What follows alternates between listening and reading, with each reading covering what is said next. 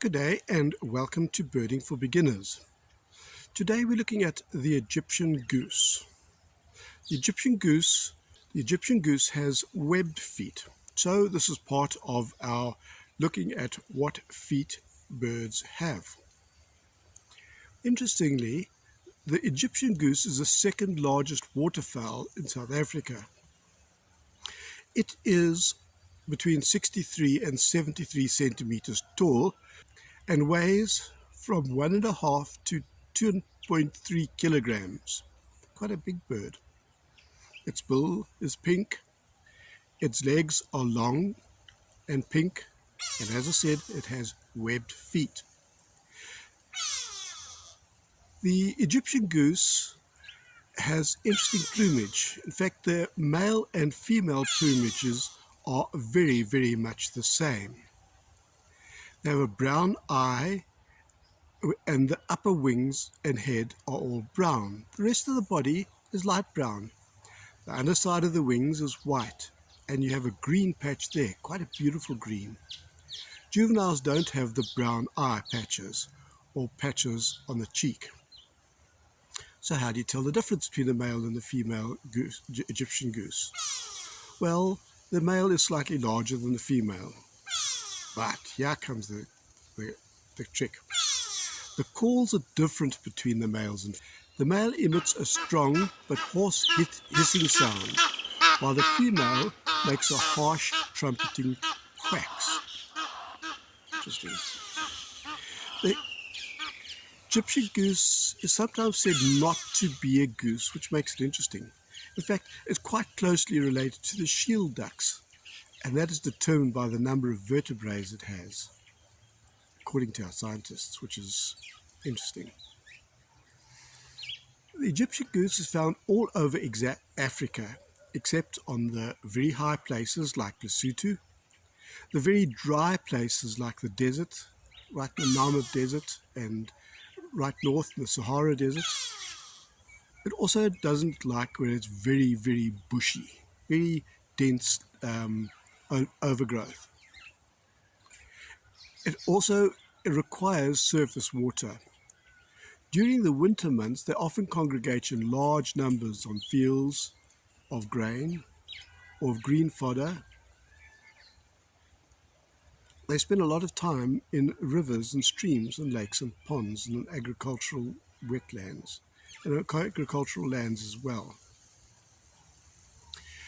Egyptian geese chicks predominantly eat grass seeds, but they supplement their diet by eating invertebrates such as ants, caterpillars, moths, crickets, beetles, earthworms, and a lot of other chokos like that. Strangely, the adults are almost exclusively herbivores. They feed a lot of animals. They travel in flocks, mostly so they can see their attackers, because more eyes means more protection. Their predators include lions, cheetahs, hyenas, crocodiles, and even vultures. Probably dogs, wild dogs, anything that can lay their hands on them. The Egyptian geese are monogamous, meaning one male, one female. And they come back to the same breeding spots year after year. And if this partner is still alive, they will mate and lay eggs and raise chicks together again. They have between 5 and about 12 eggs per hatching.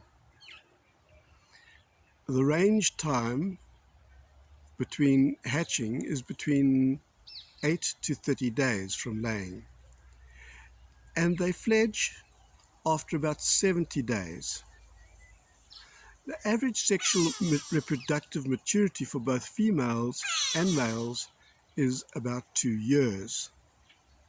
The breeding season is at the end of the dry season, and that's not too surprising because that's when the food starts becoming available. Nature's wonderful. I love it how they do that sort of thing. They nest near water and simply on the ground. Sometimes they nest higher up, like on roofs and probably cliffs and things like that.